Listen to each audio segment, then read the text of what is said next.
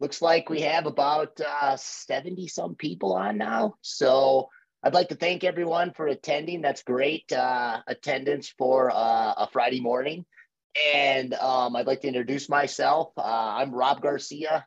I'm with the Heritage Professional Products Group, and I am a proprietary products manager and also the technical specialist for the Western United States. So today we're going to talk about the label. It's just something that we kind of take for granted in our industry. And so what I wanted to do is I wanted to talk a little bit about the founding of the EPA, ultimately how that brought about the label in the form that we see it today, and some of the regulations and how they govern pesticide applications. And so we will start off here. Rachel, everything looked good for the presentation? We are good. All right, great. So we'll get started. Some of the topics we're going to go over today are going to be the history of the EPA and product registrations, types of labels that we have in our industry, and some of the key components of those labels. And then we're going to briefly touch on state-approved fertilizer and adjuvant labels, and then some of the changes that I'm starting to see in registrations and in our industry. So a little bit of a history of pesticide usage and the founding of the EPA. And I think this is really important because, in our busy daily lives, we have a lot of people, you get a new product, you talk to your sales rep about something that you're trying, a situation you're trying to solve. You're looking for a product that will fill the needs of your customers. And so when we're doing this, we kind of buy the product and we grab the label and we flip to the last page of the label to figure out what the rate is so we can start making applications and start taking care of our customers. So I want to give a little bit of the history of how this all came about. As far as pesticide usage, the first known pesticides were elemental sulfur dustings used in ancient Sumer about 4,500 years ago in ancient Mesopotamia. So as a society, we've been trying to figure out how to control pests, how to take care of our crops, and to maximize our yield. By the 15th century, we started to see some of the toxic chemicals used. Many of these are elemental compounds, and we started to see arsenic, mercury, and lead being used to kill crops. We also started to see where they would find a naturally occurring compound that showed some control of a certain pest, whether it's insects or disease control, and they started to apply those to their crops in hopes that they could control and, again, increase the yield. So it really wasn't until about the 1930s when we saw the rise of DDT, and that was really the first synthetic organic chemical to be used as an insecticide. And it was widely used. It was used all over the world, and basically was able to control insects that were carrying disease, malaria, typhus, all kinds of other uses for it. And DDT was actually credited for saving thousands of lives during World War II when, in World War I and other earlier wars, you would see where disease that was spread because of the close proximity of the soldiers was causing all these diseases, and we were losing soldiers just because of disease that was being passed amongst them. It was the next important time would be for the American farmer was because it was more problematic for them to control weeds in their cropland than insects. We had the development of 2,4-D as the first widely used chemical herbicide, and that was in 1944. So for the first time, the farmer had something that they could go out and apply to their crops that didn't destroy their crops or damage their crops, but were able to control the weeds. They had been doing this, back in the late 1800s and early 1900s. That was really done through cultivation. The farmer would go out and he'd break the ground, and equipment was being developed at that time that would allow them to efficiently break the ground and disrupt the weed production, the weeds in the fields, and in hopes that the crops would do better. So now we had a product that was really able to take care of that. And they're now starting to be able to make applications to control those weeds rather than just, your traditional farming techniques. Some of the timeline in the development of pesticide history. So in 1947, FIFRA was passed, and this was the Federal Insecticide, Fungicide, and Rodenticide Act.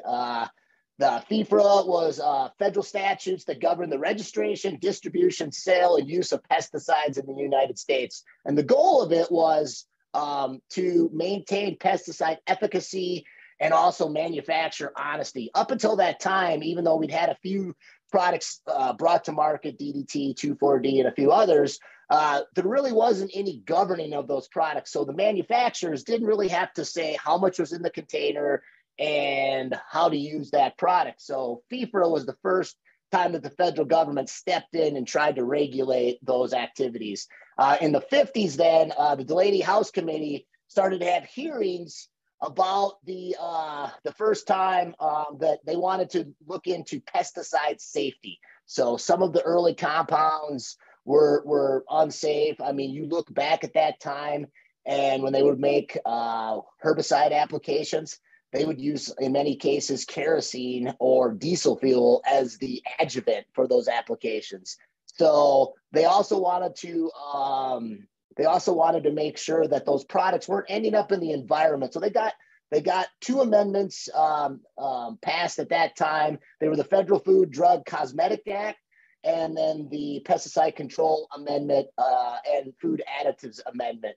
So these amendments were the first time that the FDA became involved with pesticides. So this pretty much was the standard all the way up until the 1960s, when we see the government agencies looking at how pesticides are impacting human life. So we'd had about 15 years or so of applications going on in agriculture. We started to see the use of pesticides in insecticides and pest control type products around our cities and in our society. And they wanted to look at how these were affecting our water and our air quality, and where the compounds that were being used were ending up in our environment. So they wanted to see how the pollution of the use of these products was affecting our overall society. In 1970, then, Richard Nixon, the president at the time, created the EPA and shifts the pesticide regulation from the USDA, DO, the Department of the Interior, and the FDA to the EPA. So earlier, all of those agencies had some effect on pesticide usage and how they were being regulated in our society. So Nixon wanted to bring that under one group so that they could focus on, and they still do, the EPA does work closely with some of these other organizations and agencies, but they wanted to have one group really control the registration and the regulation of pesticides in our society. So the formation of the EPA in 1970, Nixon went in front of Congress and he put together a 37-point message on the environment and what was happening. So he had requests for $4 billion to improve water treatment facilities. They were finding that there was high levels of certain products, especially mercury and a few of those other early pesticides, were ending up in our water. They asked for national air quality standards. At that time, that's back in the day. I grew up in the 70s, and you still had leaded gas. So you had all these pollution compounds that were ending up in our air and our water. They started to, then he launched, along with the EPA, the federally funded research to reduce automobile pollution. They ordered cleanup of federal facilities where they had foul air and water. That would be something like we see all the time on the news, the Camp Lejeune, the contamination of the water at the military facility. That's about the time that this stuff started to happen.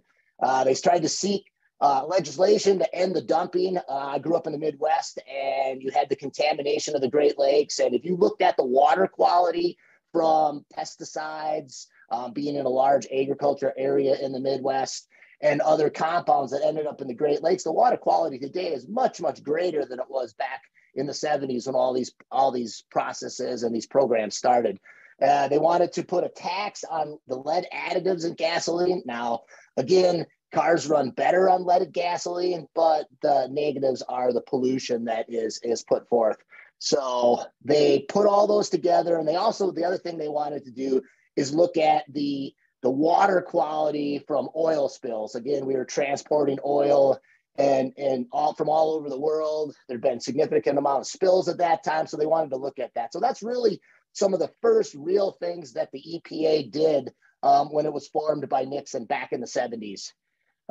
So the development of some of the responsibilities, the EPA would have the capacity to do research on important pollutants, irrespective of the media in which they appear, and on the impact of these pollutants on the total environment. So the EPA was really able to look at these pollutants, and that's why they've been so critical about pesticide usage, because when we think about the usage of pesticides at that time, and especially agriculture, and the sheer volume of the acreage that these products were being applied to, there were so many instances where the pollutants could end up in our environment and affect our water quality and our air quality. Another key part of their responsibilities was that they were able to work with other agencies and monitor the biological and physical effects on the environment. So now they were able to work with the university testing and other independent agencies to look at just how these compounds that were being applied all over the United States were affecting our environment. So then with the data, then they could start to develop quantitative environmental baselines of the use of these products. And I think that's an important aspect when we start to look at different parts of the labels, where you have restriction on the number of applications that you can make. And this goes back to these environmental baselines, where you have them, the EPA, looking at the fact that, hey, we don't want to get to the levels that we had, say, in the late 70s and early 80s with some of these products. So we're going to restrict the number of applications in hopes of lowering the amount of material and the amount of pollution that ends up in the environment. So the EPA would also be able, in concert with the states, to start to set and enforce standards on the air and water quality with these individual pollutants. And we see that today, where we have states that have different levels of regulation, and different products are labeled in certain states versus being labeled in other states. So I think it's really important to note that at that time, not only do we have the federal regulation of the products that we're utilizing in our industry, but we also have state regulation of the products that we're utilizing in our industries. The industry specifically, we're seeking to minimize the adverse impacts of their activities on the environment. And they're doing this they're doing this somewhat for themselves, where if they minimize the effects of the products that we're utilizing, and specifically looking at insecticides, fungicides, and herbicides, then we'll be able to keep those products on market. If we have significant adverse effects, then we start to have the public perception looking at the usage of those products. And that's where many of the products that were originally introduced in our industry, that's how they got banned and taken off the market. So when we see a product that gets taken off the market, let's use organophosphate insecticides as the example. We start to see more and more organophosphate insecticides being taken off the market, or having their usage, restricted and only used in certain instances. It's because of the pollution, and it's because of these acts by the EPA. So then the federal government, the FIFRA Act, is essentially provides for federal regulation of pesticide distribution, sale, and use. All pesticides that are distributed and are sold have a registered license by the EPA, and you can go on to the federal registry, and you can actually research and track from when that product was originally introduced by the manufacturer to when it got federal approval. So then it's now going to be looked at by the states, and you can follow the process of a product being taken from research and development all the way to final registration and usage by our industry. They wanted to make sure that the pesticides specifications were not generally unreasonable, and we we didn't want it to affect the overall quality of our environment. So there were some attempts in the 1980s to change FIFRA.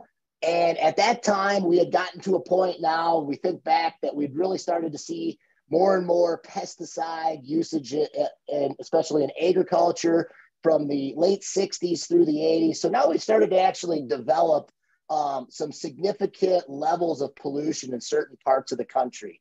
That is also in conjunction with the fact that by the 1980s, we had much better testing, much better chemical testing at our disposal. So we were really able to monitor and measure our air quality, our water quality, residual amounts of product in the soil profile. So we were now able to look at specifically how the pesticide industry had affected our environment. A part of these improvements to FIFRA, the pesticide industry was pushing for a couple of things from their side, and that was less public access to industry data. Up until that time, there had been so much sharing of data and misinterpretation of that data that the pesticide industry wanted to restrict some of that data so that it wasn't getting out into the public and they weren't creating this negative public perception. They wanted longer exclusive periods. That process of getting a product from research and development all the way to registration, approval, state approval, and then usage was such a long period of time, and it's gotten worse in the last 15 to 20 years, that they wanted to be able to have an exclusive registration of that product for a longer period of time. They also wanted the right to sue over the use of manufacturer data. So if an organization was trying to restrict the usage of a product, they wanted to be able to sue them if they misinterpreted the data that they were putting forth. And when you apply to the EPA for a label registration, you have to provide research data, efficacy, and all those things that go into the label, where the LD, on the SDS, where the LD50 comes from. They supply all that data for review to the EPA.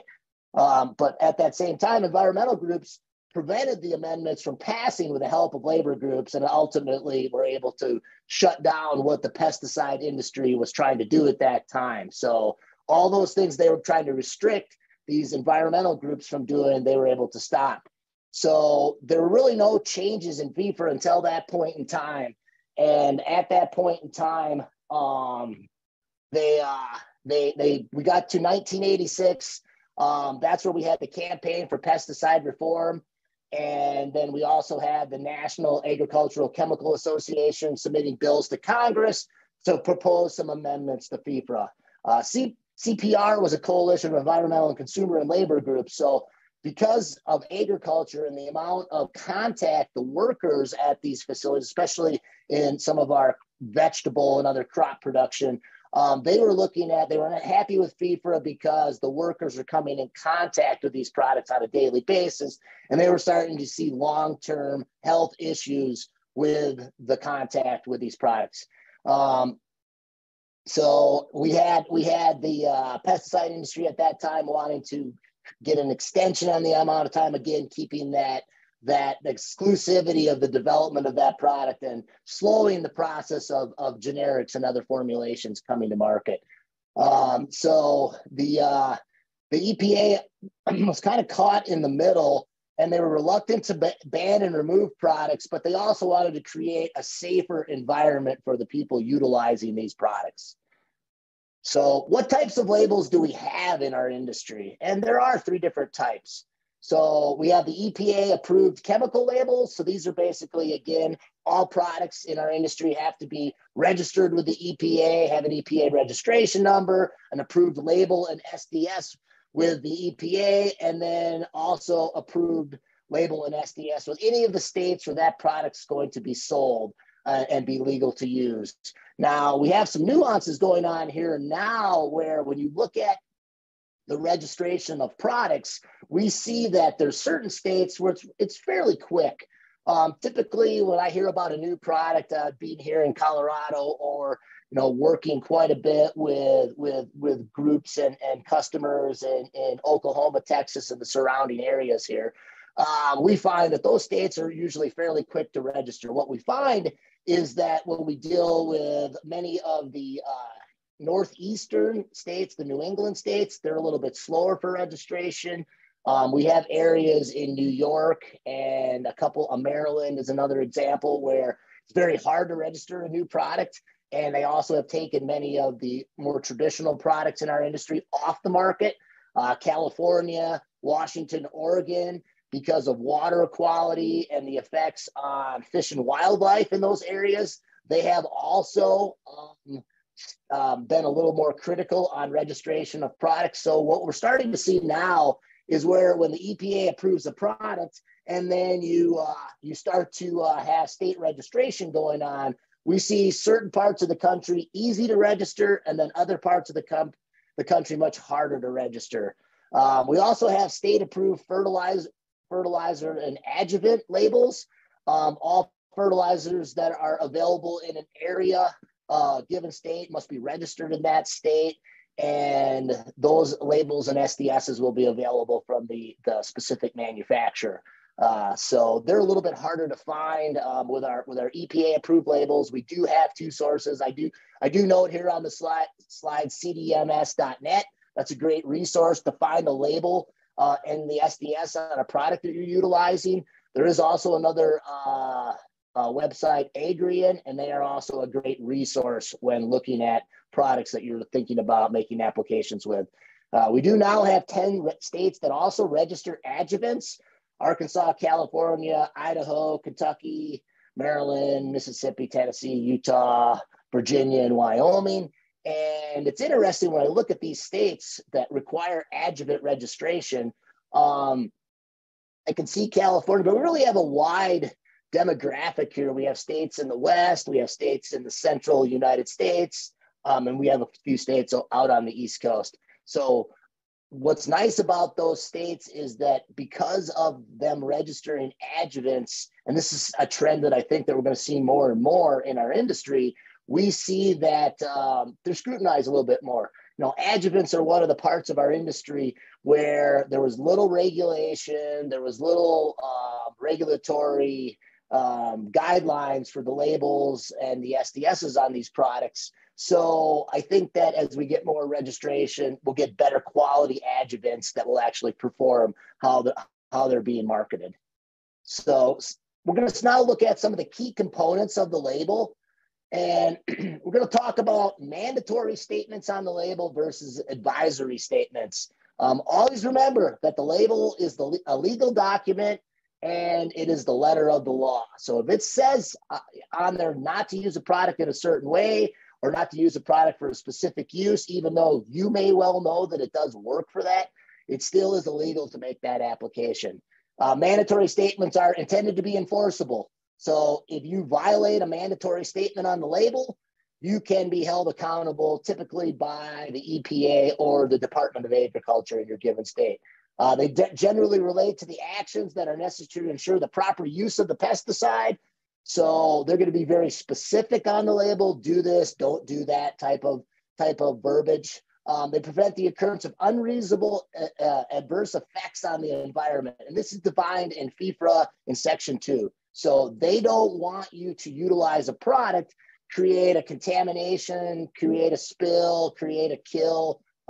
Great example would be many of our pyrethroids. We see them all over our industry, your Talstars and your bifenthrins, your permethrin, deltamethrin type products. Those are all highly toxic to fish. If we use those incorrectly when we're making an application and get that material, those pyrethroids, into a water source, we can have a significant fish kill. So those would be the type of unreasonable adverse effects on the environment. Mandatory statements will include the directions for use and precautions that direct the user to take to avoid specific actions. Again, do this, don't do that. These would be determined the use of the product and also the effects on the environment. The directions and precautions specify where, when, how to use a pesticide and to apply it properly. Mandatory statements are generally written in imperative or directive sentences. Do, don't do, user must, wash application equipment after application would be examples of those types of imperative or directive sentences on the label. When the intent is to prevent an adverse effect from some action. Use clearly mandatory phrases as do not or avoid, etc. Now, advisory statements are intended to be informational. These help the user make better applications. They provide information to the product user on the product characteristics and how to reduce risk and maximize efficacy and performance with the product. So essentially, these advisory would be to, do not make applications or, temperature ranges, those types of things, rain events, all those types of things would come into play. They would be advisory. So if these situations are happening, we're going to lower the efficacy of the application. These statements are acceptable only if they do not conflict. So if you see wording on a label where it seems like one of the advisory statements conflicts with one of the mandatory statements, check with your manufacturer rep, check with your distributor reps, and to make sure you're interpreting those labels correctly. Effective advisory statements give the users a positive reason for performing or not performing an application. You'll see the usage of should, may, recommended, those types of things. Those would be advisory statements. And it's key when you're looking at the label to be able to differentiate between a mandatory statement versus an advisory statement so that you're not violating the law. So the label we're going to dissect today for our discussion is going to be the Winfield Strike 3 label. Now, again, I introduced myself as Rob from Heritage PPG. And when we look at the label, you'll be like, well, why isn't this the Heritage Strike 3 label? So a little bit of a side note and history on what's going on. We are currently going through, after we were purchased by the Heritage Group, we are going through and relabeling all of our products to a Heritage label. Now, because fertilizer labels and adjuvant and surfactant labels are easier to do, less states to deal with, and you're also not dealing with the federal government and the EPA, those are going to be quicker. We're going to have those done soon, and I actually have some examples of our new Heritage adjuvants and our fertilizer labels later in the presentation. But for Strike 3 specifically, it's taking a little bit longer. We're having to go through some legal ramifications and get all of our ducks in a row so that we can transfer over our EPA registration number from Winfield to Heritage PPG.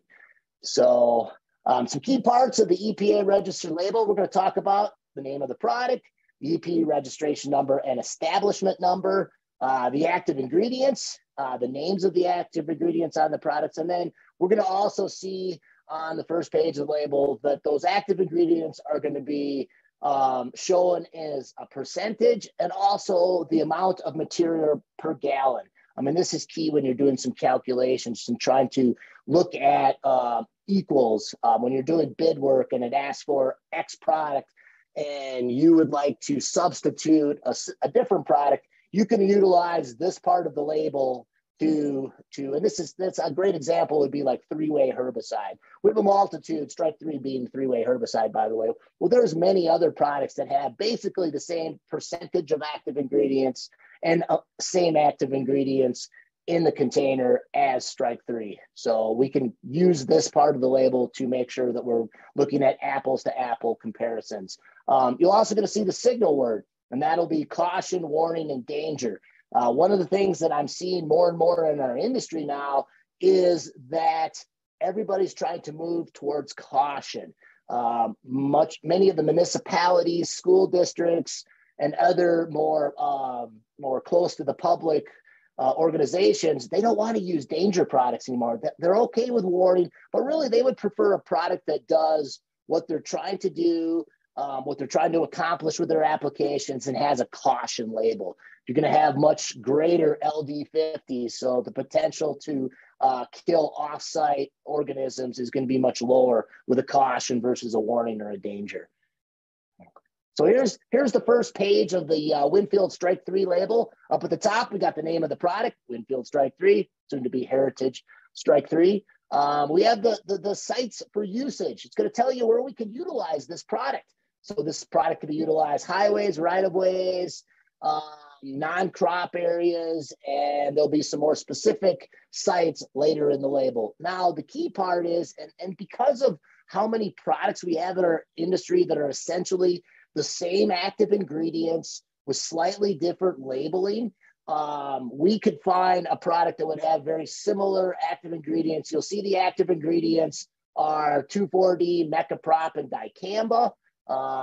And you can see that those three active ingredients are going to be used for a multitude of weed control situations, but you may have a label that's for vegetation management only, or it's for an agricultural application. So if it's, even though they're the same ingredients and we know that they're going to control the products, if the sites where we're going to make our applications are not on the label, that would be, again, a violation of the label, and that would be, a criminal offense. The next part of the label, we'll look at the active ingredients. We see that this is, these are all the amine salts of 2,4-D, mecaprop, and dicamba, 30%, 8.1%, a little under 3%. You'll also see that it shows the other ingredients, 58.5%. Now, when we look at the labels and we're like, God, there's always a lot of other ingredients, inert ingredients in our products. Well, we have to remember that they are the solvents and the adjuvants and surfactants that need to be put into the product so that the product stays in solution, is mixable in an aqueous delivery system. Most of us use water as a carrier. And so when we see that, I have a lot of people, as they start to utilize pesticides and look at labels, they're like, why isn't there more active ingredient in here so I could use less? Because of those other ingredients help with the formulation of the product. So that's going to be the percentage part of how much active ingredients in there. Then you'll also see where you will see, how many pounds per gallon. So this product has 2.3 pounds of 2,4-D. And this would be, this would be the dry weight of these products when they manufacture the product. So originally, when many of these products were brought to market, they were soluble forms. We used to have a lot more wettable powders and dispersible granule type formulations, dry formulations of these products. Over time, our formulation chemistry has gotten so much better that we're able to make these an easy to use, easy to measure liquids and get 3 or 4 active ingredients in the container at a time. Signal word, this will be a caution, warning, or danger. We see that strike 3 is a danger warning. And then at the bottom of the page, we see the EPA registration number. That's key because that's going to show, and you'll be able to look up with that number into the federal registry, see when that product was registered with the EPA, any issues and any dialogue back and forth between the manufacturer and the EPA. You'll also see over on the right-hand side the EPA establishment number, and this is going to tell you where the product was made. So if you look at the number 228-IL, this product was made in Illinois. It doesn't tell you who the manufacturer was for Winfield, but it does tell you where it was made. So you could take that number then and look up and actually figure out exactly who manufactured it. Now, in the case of some of the herbicides, an example would be the former Winfield glyphosate Cornerstone. We were having it manufactured in 2 different places, so the EPA registration number would stay the same, but the establishment number would change, whether we had it made at New Farm or we had it made at Alba. So that number allows us to figure out. Now, that number is key, along with the lot number, if we have an issue with the production or the quality or some performance aspect of the product. So when we have that going on, we can look at the established number along with the registration number and really find out who made the product, where it was made, when they made it, and then we can look at why we're having issues with the formulation or the performance of that product. So key parts to the label. Some other key parts, the next part of the label, we're going to talk about the precautionary statements. This is going to be the area where it's going to explain the signal word. Why is it a danger? Why is it a caution? So there's going to be some explanation. It's going to go into the PPE. This will be PPE for both mixing and the application of the product. So many products in our industry on the label will talk about different PPE for when you're mixing the concentrated form versus when you're making the application with that product. We're going to have the first aid and health risks. So if we have a spill, if we have an applicator contamination, making sure that you can get quickly to this part of the label will allow you to provide the proper first aid and the proper, if you have to go to an emergency care or something, this part of the label will help them make sure that the applicator or the person that came in contact with the product and has a contamination issue is cared for correctly. It's where the hotline for the poison control number is. And if you ever have to call, and I've ran into this before, I had when I was working as a chemical manager in Colorado Springs, I had first application of the year, Pendulum AquaCap. The guys that got the equipment out, they'd serviced it. They didn't have one of the hose clamps tight, so they fired up it. As soon as we got up the pressure, we blew the gun off and coated one of my applicators with Pendulum. So rushed them down to the emergency care because we had the label with us. I always had my guys carry the labels in their trucks. Today we do everything digitally, but that was back in the early 90s. So we got down to the emergency care, showed them the label, called the poison hotline, and we were able to immediately figure out that Jeff was going to be okay. He went home, cleaned up, didn't have any eye contamination. It was mainly just dermal exposure. So with the label, we were able to figure out that he was going to be fine. So always remember that that part of the label is key. We also have the environmental hazards. In this area, it's going to really critically look at what happens if we have an issue. So going back to my earlier example about the pyrethroids, it's going to talk about that high aquatic fish toxicity with that product. It's going to talk about volatilization. It's going to talk about any restrictions and to make sure that we are able to relatively safely utilize the product. So here we have the page off the strike 3 label. We see up at the top the danger. And why is it a danger? It's corrosive, causes irreversible eye damage, harmful if swallowed, do not get in eyes or on clothing. So it's showing you why that product is a danger.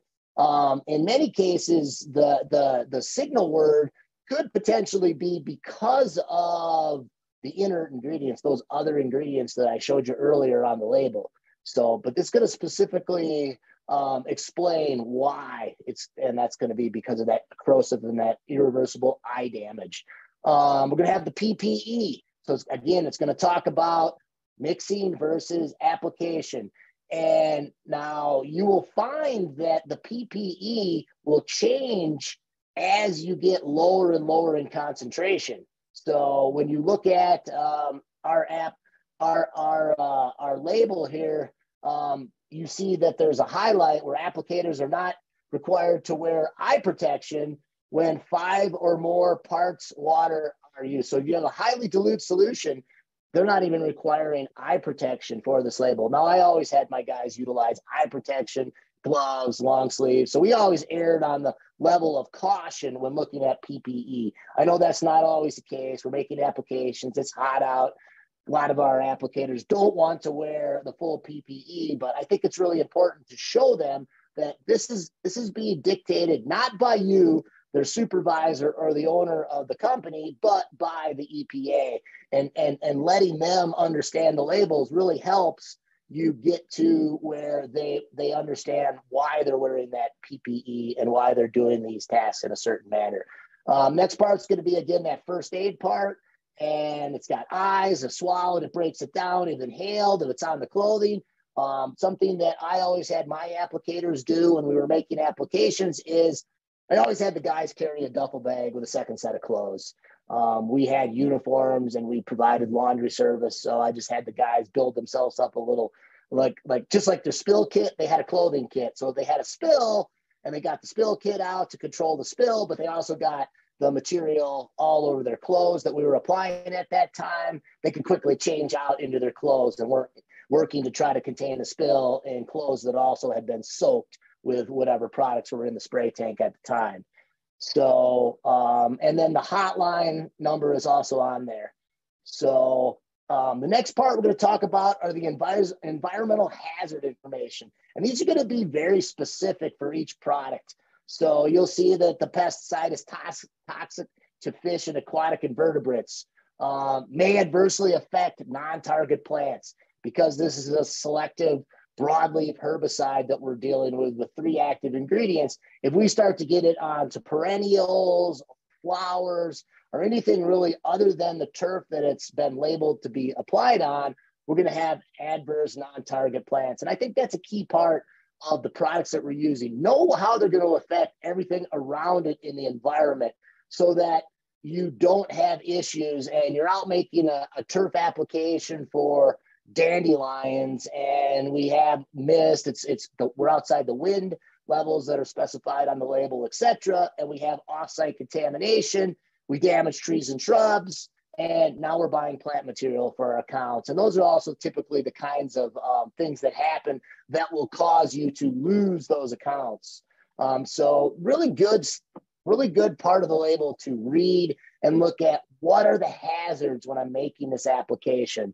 It also talks about contamination, going back to that part of the EPA, and we'll see this more and more now where labels are worded so that we're not contaminating water and air. We're not reducing the water and air quality after an application. We need to know about the people we're working for. Are they utilizing a cistern type of a system? Are they collecting water for their home usage? So if we're doing that, we need to make sure that we're cognizant of that and we're not contaminating cisterns, drinking water, or groundwater. So a really good area, and it does specifically also talk about some of the active ingredients and how they can affect the environment. The next part we're going to talk about the directions for use. Many of the products, again, that we have in our industry have both agricultural and non-agricultural applications on the label. When you have these crossover products, it's really important to understand that there's different rules and regulations for agriculture versus non-agriculture. The precautions will be in this part of the label. They're going to talk about drift management, droplet size, wind speeds, temperatures, all those environmental, all those climate measurements that can affect our applications. They will also deal with state and local requirements. Certain products are not allowed to be used in certain states. If it's significant enough, that will be spelled out on the label. Do not use this in X state because. So another sidebar here with those state and local registrations and requirements and regulations is that when you go to CDMS or Agrian, there's going to be a quick map on there and really easy to find for each product. And you can look at, is it registered in my state? Sometimes it's not. One of the things I run into all the time are many of the fipronil formulations, many of the fire ant type products for pest control. They're not registered in the north. So you'll see that you look at the map and it'll be the entire southern United States and nothing above the transition zone. So knowing whether a product's registered or not, and if there are any other local requirements for that product is key to utilize the product correctly. Then this part of the label is going to show you the weeds controlled and the appropriate rates, and then also the sites where it can be applied. We also are going to see in this part of the label the restrictions on the numbers of applications. Again, because of the usage of the high usage of these products all over the country, both non-agriculture and agriculturally, we have restrictions on the numbers of applications. So if you have a product and maybe it's your go-to three-way herbicide like Strike 3, but you're restricted on the number of applications in your local area or nationally in some situations, you can't use that product more than that. You're violating the label again. So agricultural requirements. The biggest part of the agricultural requirements are if you're working with, and there's some crossover here that comes into play in our industry that sometimes we don't think of as agriculture, but when you're utilizing products on farms, forests, nurseries, greenhouses, and that's a key one, or handlers of other agricultural pesticides, you must abide by the worker protection standards. So where I run into this the most in our industry is when we're dealing with nurseries, greenhouses, or in those forest settings where we're not really agriculture. We're not producing crop for a volume yield, but we are still under the agricultural requirements. So again, knowing what your site is where you're making your applications will differentiate you between agricultural versus non-agricultural. Now we think about this, and I ran into this a number of times where I have a greenhouse or I have a nursery, and all they're trying to do is control the kochia, the knapweed around the perimeter of the property, basically keep their place clean so they don't have weeds growing in their ornamental crops they're trying to raise. But because they're a nursery or a greenhouse, they fall under the agricultural requirements. So they must fall under the re-entry interval. So you look at each product, this product specifically, it's got a 48-hour re-entry interval. So if we're going to go out and spot spray with strike 3 in that situation, you need to give it 2 days before the workers can go into those applied areas. So may not be the best product of choice. So in many situations where I deal with nurseries and greenhouses and some of these fringe agricultural type applications, we'll look for a product that has a lower rear entry interval. So that's one of the first questions you always get from these guys is that that when you make an application, what's the REI on that? Oh, it's greater. I can't deal with that. I need to get back on site. So looking at that part of the agricultural label, if you're in that situation, and I've seen this, where I'll have an application company go out to one of these nursery or greenhouse sites to do contract weed management. They still got to abide by it, because even though they're not working with the actual plants or whatever's in production, they do have to look at the re-entry interval, because they are on an agricultural site. And then you also will see that there's specific PPE. If you have to enter early into one of these treated areas, there'll be special PPE, and that'll be spelled out. So in many cases, the PPE for those reentry areas that have been treated will be similar to the more stringent working with a concentrated form. For non-agricultural requirements, there's much less regulation in this part of the label. So the worker protection standards don't apply. And so when you're making your applications, we get asked all the time, when can I re-enter the area? Whether you're working with home lawns, municipal applications, sports turf, etc., golf courses, they will ask how long until I can re-enter the area. Our label dictates that you can enter the treatment area after the spray is dried. So traditionally, if I get asked those questions, I always tell people to wait until it's dried. If you can wait 12 hours, that would be even better. That would be erring again on the more on the cautious side, rather than specifically it says when it's dry, you can re-enter that area. Then it also talks specifically about strike 3, and this is where the non-agricultural part's going to tell us exactly where we can apply this product. So ornamental turf lawns, residential, industrial, institutional. Now we do have herbicides and products where might only be a residential, or the example of Confront, because clopyralid's restricted in residential areas, will only say industrial or institutional. Parks, cemeteries, athletic fields, golf courses. Golf courses are not always on every label. So we may have a product that, even though it's labeled for bluegrass, ryegrass, turf, but it's only labeled for residentials, industrial, institutional, not labeled for golf courses. That product could not be used, even though we have the same turf species in our home lawn and out on the fairway. So we also see here in this part of the label for strike 3, 2 treatments per site per year, broadcast specifically. And look at the wording here where it says broadcast applications. So you would be allowed to go back out and utilize this product as a spot spray. So looking at how many broadcast applications the label allows us to make versus how many spot spray applications, and differentiating between your technique when trying to figure out how many applications per year you can utilize with this product. Resistance management. And this is a part of the label, probably gets skipped over more than anything. And it's a very important part of the label because we're always looking for maximum performance with our applications. So Strike 3 is a group 4 herbicide.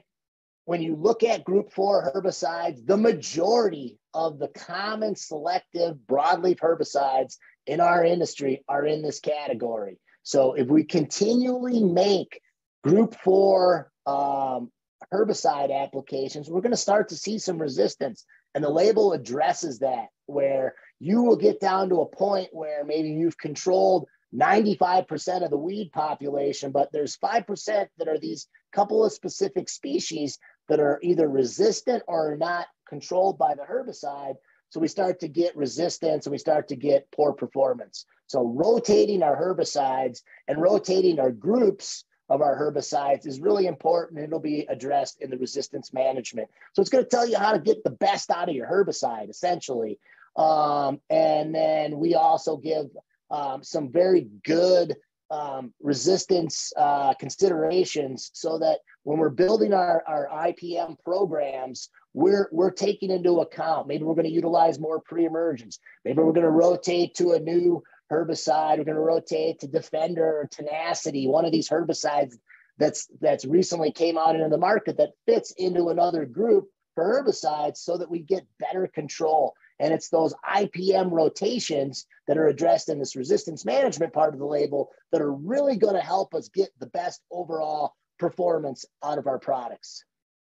So just again, showing the actual label, we see the resistance management portion. Now we have our use precautions. We talk about drift management, droplet size, wind speed, temperature, susceptible plant material. You know, if we have off-site contamination, what are the things going to be most likely to be damaged by this herbicide application? The state and local regulations. So looking at specifically, this is a very broad label, so we don't have a whole lot of application restrictions for state and local levels. But again, check with if you're unsure, check with your Department of Agriculture, check with your distributor rep, check with the manufacturer to make sure you're not violating some part of the label. It's also going to tell us what spray equipment is going to be best, is going to give us the best performance in this application. So those parts of the label are going to be key in helping us to get maximum performance.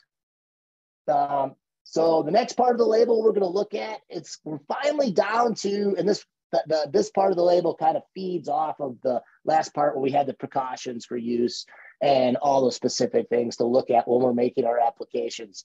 So we're going to continue on. We're going to have our specific application requirements. So it's going to be, some products are more likely to cause phytotoxic issues on certain species. That's going to be spelled out. So if you look at this part, you look at the label, we have very specific for, carpet grass. And so look at that part, make sure that you're not in a very unique situation and you're going to make an application and you're like, well, I heard Strike 3 controls dandelions and clover and purslane, but when we actually make the application, because our turf species was not on the label, we cause some issues, we cause some phytotoxicity, we create create an upset customer that we were working for. And then also mixing instructions and tank compatibility. Many of the products, especially herbicides in our industry, go out. I kind of collectively call these applications your liquid weed and feed applications, where we have a herbicide and we have some nutritional products in the tank. So if there are any issues with the product that we're utilizing with any of these products, I know certain iron sources are not amine compatible, so they'll have some antagonism in the tank. So look at this part of the label. Make sure if you're going to make a multi-product that one of the products that you're adding to the tank with your herbicide is not going to create an issue, clumping, burn, whatever the phytotoxic effect is going to be, but will allow you to make a good application. So we spell that out. So we've been looking at all these aspects of the label. So now we're down to where we're 5 pages into the label, and we're finally at the point where we show the weeds we're going to control. So you look at the list, you look at, are the weeds I'm trying to control on the label. And then you'll be able to look at what species of grass and then the rates. So it's going to be spelled out very specifically. This label does show pints per acre and also ounces per thousand. So when we're making large applications versus smaller area applications, we're going to make sure that we get the rate right. One of the things you have to be able to make sure you're doing is calibrating your equipment correctly, so that you're not, you think you're putting it out at rate A, but it's actually going out at rate B, which is a very high rate. Maybe you're off on your carrier coverage per area, whatever the issue is with your spray application equipment. But many of the products, if we get them outside their label rates, especially herbicides and especially ester-based herbicides that are a little more volatile than our amine herbicides, you're going to create an issue where I put the right product out, I put it out on the right turf species, I put it out to control these given weeds, but at the end of the day, we get into some phytotoxic damage. Why? Incorrect calibration, incorrect rate. So make sure we're putting the products out at the label rates when we're utilizing a product. Some vital phone numbers that are found on the Strike 3 label: spills, leaks, and fires. That's going to be the Chemtrek. There's the number. That's our actual Chemtrek number. For poison control, we utilize the Rocky Mountain Poison Control. The numbers are specific to the distributor of the product. And so our old Winfield number with Rocky Mountain Poison Control is going to be a specific Heritage PPG. This is one of the reasons why we do not have a final approved Heritage PPG Strike 3 label. We're also going to have customer service on there. That's going to be a customer service number specific to Heritage PPG customer service. So if you have an issue with the product, if you had a bad batch, if you open a jug and there's a large amount of settling or layering going on, those are the types of calls that could go into the Heritage customer service. And, you know, I've seen this over the years because I do answer questions for the old Winfield customer service. You get all kinds of questions sent to you, and then typically the customer service rep sends me an email or a text to answer the question, but you get all kinds of questions. So those three numbers, those three phone numbers are going to be on all the Strike 3 labels, and they will allow you to get the specific information if we have an applicator potential poisoning, if we have a spill, if the fire department has to come to our facility and we've got, 100 gallons of Strike 3 and 50 gallons of Gulfstream on site. They're going to give us the specific information for the fire department so that they can make sure that the firefighters are safe as well. So all of these numbers, all of this information on the label is to make sure anyone that comes in contact with those products is coming in contact in a situation that's as safe as possible. So we'll kind of finish up here today talking about state-approved fertilizer and adjuvant labels. And I know these are not nearly as regulated as the EPA approval in many states. Is a very short, easy process, but they still do get used significantly in our industry. So I did want to go over both of these categories of labels. So state-approved fertilizer labels. Fertilizer is registered for sale by the states where they are sold. What you find is that you may buy a fertilizer in one state and then you move to another state and you're like, hey, I want to buy, the Anderson 1906, the Heritage 2020. And so when you're doing that, they're going to say, oh, that product's not registered here. It's because not all fertilizers are registered in all of the states. You'll find that many states that are, say, geography comes into play with fertilizer registration. If it's too far from the manufacturer, many of those products are not going to be registered. Some states also restrict certain nutrients. So you may see a blend that's being sold in one area where they don't have a phosphorus restriction, for example, and it'll be a 28-310. And you go to another state close by and it's a 28-010 because phosphorus in that state is restricted. So they pull the phosphorus out.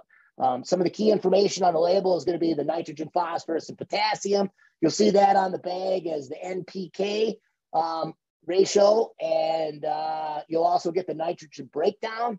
So we have quick release nitrogen, we have slow release nitrogen, and it's going to tell us how that nitrogen is in the bag. It's also going to tell us if it's an ammoniacal, a urea-based, or a nitrate-based nitrogen. So it'll tell you how that nitrogen in the bag is what are the sources. This is going to tell you how the product's going to react. So if we have a product that's all ammoniacal nitrogen, that's going to tell me that the product is going to release rapidly and be available to the plant.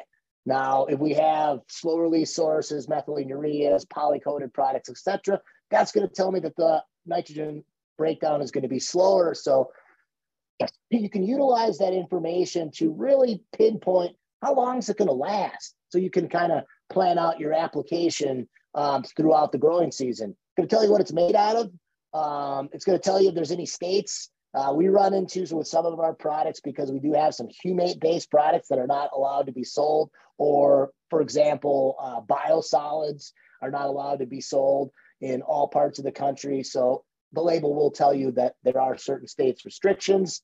It's going to tell you how many pounds of nitrogen per thousand to put out, how much total material per acre, the precautions and the directions for use. So real simple labels, but really good information to help you make correct applications with fertilizers. So here would be an example of our Gravity Humic L. It is a 011. You can see what it's made out of. I know it's a little bit hard to read. These labels are also going to be on Agrion. So you can find many of our fertilizer labels, specifically our solubles and our liquids, on some of these data sites. And very simple labels, covers all the things you need to know to really make good, sound fertilizer applications. So here's an example of an adjuvant label. And this is an adjuvant label that, because only those 10 states do register adjuvants, it meets the parameters when we put the label together.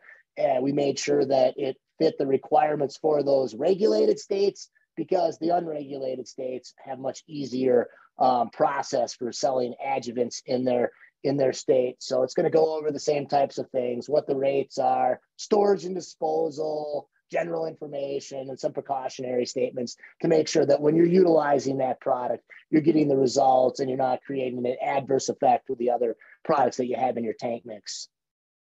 I just want to finish up briefly with a few changes to the current labeling that I'm seeing. And so some of the modifications to labels that I'm starting to see, especially with fertilizer and with adjuvant labels, increasing the worker safety. So making sure that when we're writing these labels, whether it's an EPA approved label or it's one of our state approved fertilizer or adjuvant labels, we're making sure we're creating as safe work environment as possible for those people making the applications, those people working around the application sites to increase that overall worker safety. We are seeing better labeling. I look at labels from 15, 20 years ago. They were misleading, they were hard to understand. And I really think the EPA has concentrated on being able to make labels that are easier to read and easier to understand. So another thing that we're starting to see more and more of is labels in multiple languages, specifically Spanish. And so there are many of our primary manufacturers that are starting to put onto Agrion and CDMS. They'll put a Spanish version on. We have looked at that. We have not quite got to that point here at Heritage PPG, but it is something that is definitely being addressed, because we have a large amount of Hispanic and Spanish-speaking workers working in our industry, and you want them to also be able to understand the label. So I think it's important for these multi-language, these Spanish labels, especially the very common products, to be put out in that form. So thanks everyone for coming today and listening in.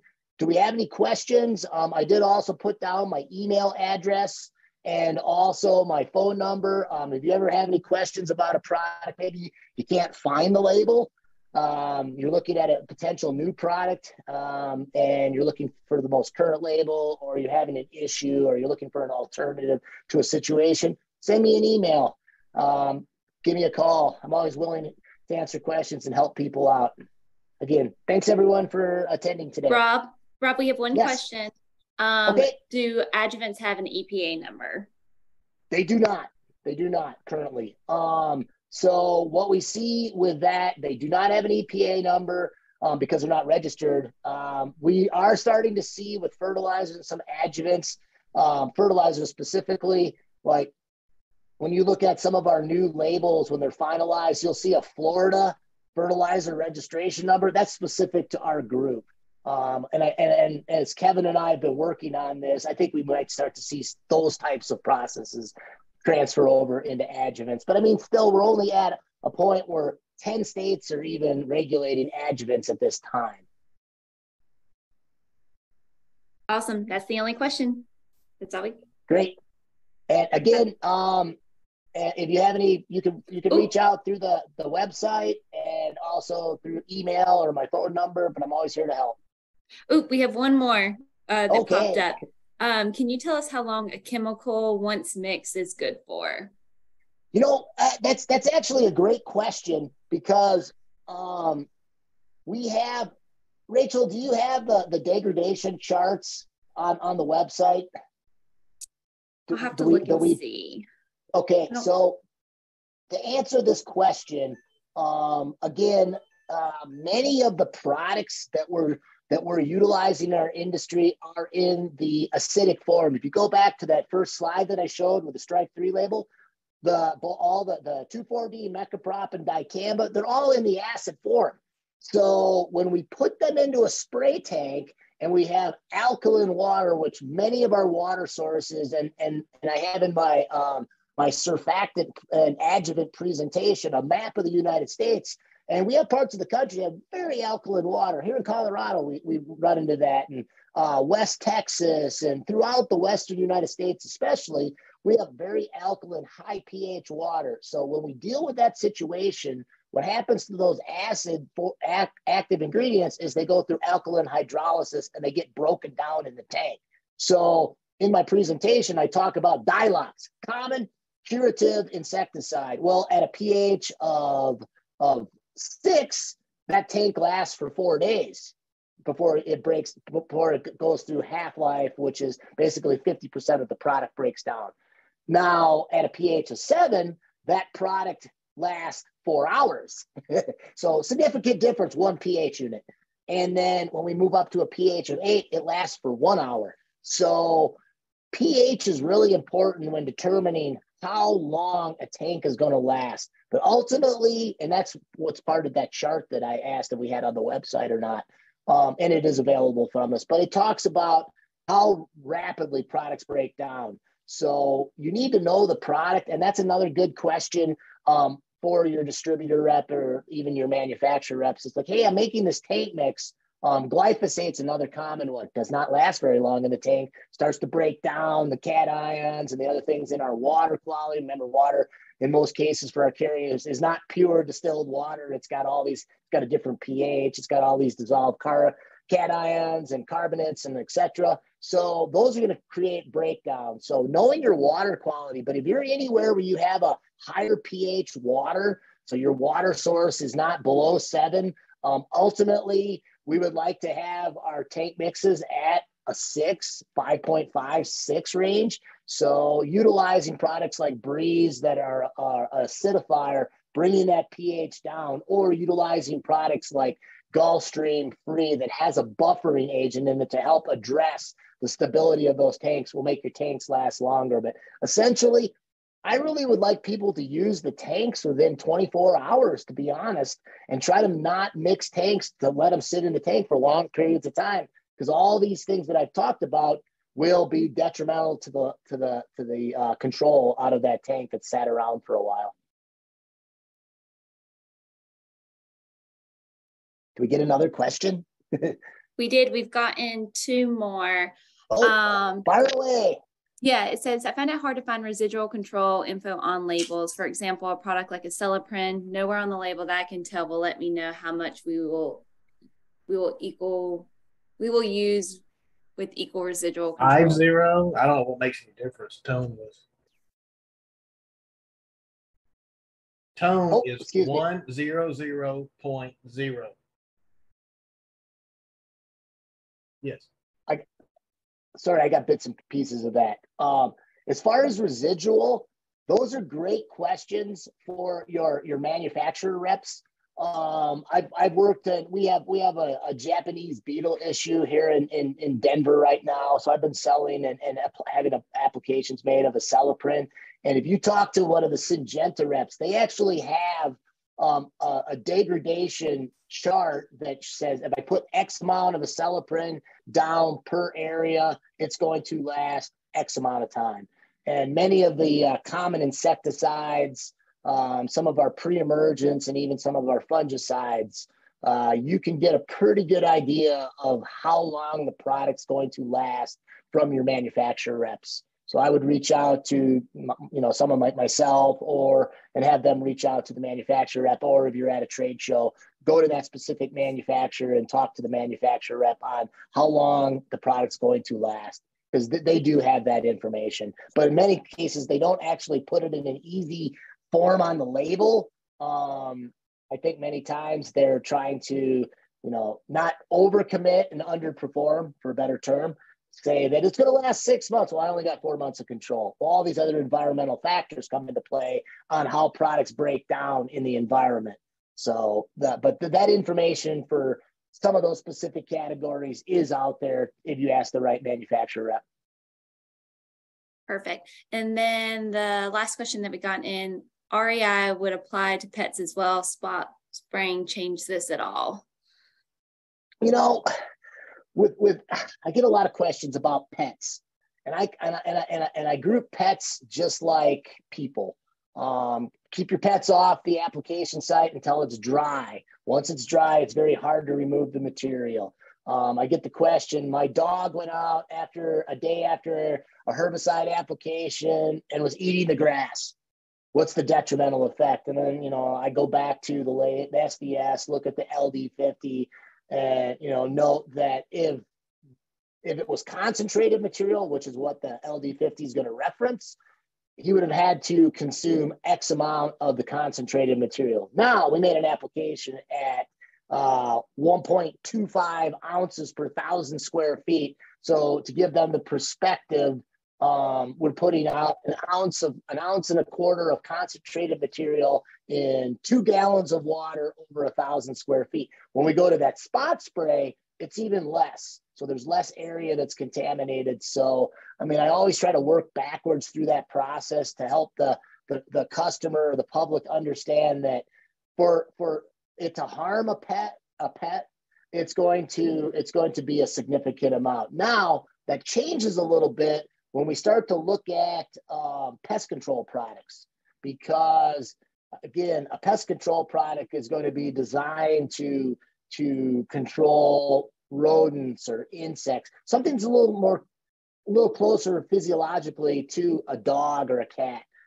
So I'm always a little more cautious on that. But again, I always go back to the LD50 and also looking at the label in the SDS, looking for any of those precautions that, hey, small amounts of this material will harm X. But it's with spot spray specifically, you're putting out such a small amount in a very small area that they would really have to basically go around and eat all of the grass of every area that you sprayed, and they still wouldn't be even close to the LD50.